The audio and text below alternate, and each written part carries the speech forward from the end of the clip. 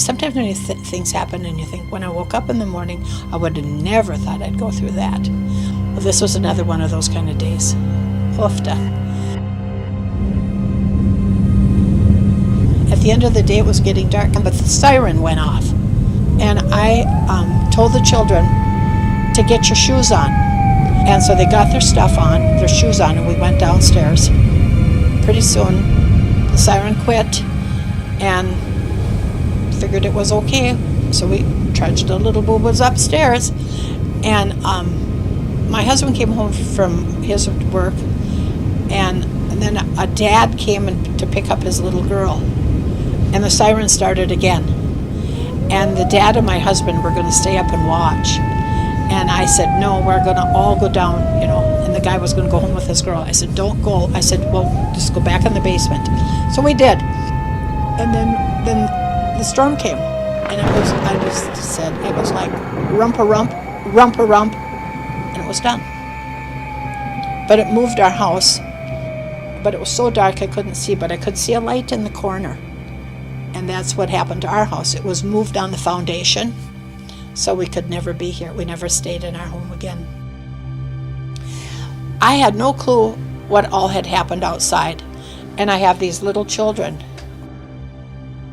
We didn't have a phone. We couldn't do any of that kind of stuff. And one family, they said to come to their house and sleep. Thursday night we slept there. Friday, come back into town, and you had to go to the courthouse and get a permit, and then a fire truck would direct you up to our place on Jefferson. Another family that their children were no longer in daycare, but we've kept in touch with, came on Monday and just said to us, we're going to move to the lake, and we want you to come and stay at our house unconditionally, up to a year, whatever long it takes for them to build a house or do whatever for you. So that was quite overwhelming.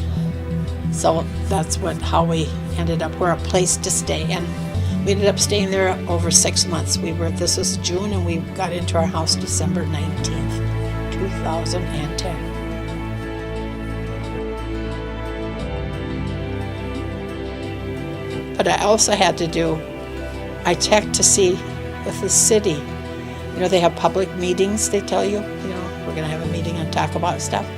So I went there, and you have to be able to speak for yourself because you're self-employed. I didn't know what the heck I was going to do for daycare, but I just went there and I just stood up amongst all these people, and I just said, what do you do for self-employed? I have a daycare, and I'm not able to do it at my home. What do you do? What is there for us that is available for me, and all of the things you have in our city? Well, there were different places like over the Homecrest buildings, but I couldn't do it there because of the rules and regs for daycare. And I understood that. But at least I asked, and they offered. There really wasn't anything, that I could have gone to.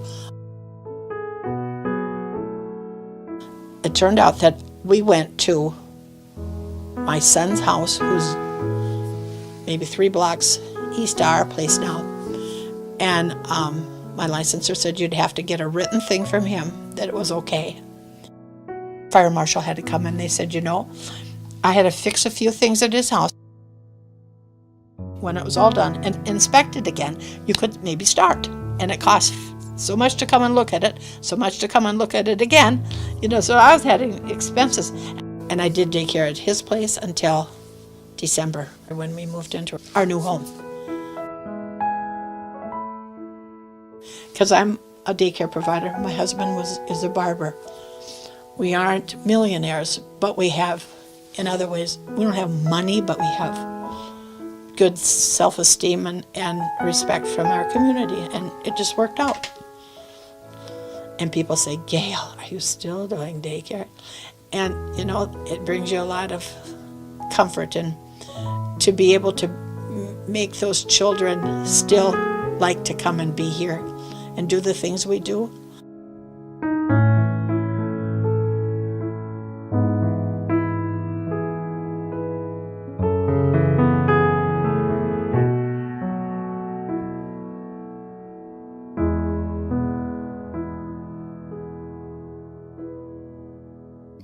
Not everyone is as lucky as Gail was in finding a place to relocate her business in such short notice.